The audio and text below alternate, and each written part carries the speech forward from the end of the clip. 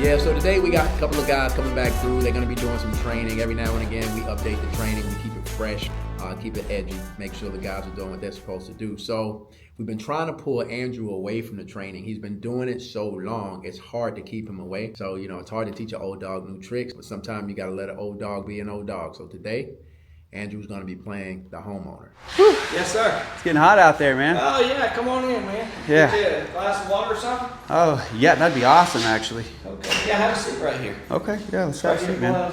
Heck yeah. Let me get you a bottle of water. Yeah. Whew, thank you so much. Yeah, no problem. Appreciate it. All right. Our water's pretty filling around these parts. All right, so what'd you find up there, man? You brave soldier getting up there. Thank you for that. First question I do want to ask: how old did you say your roof was?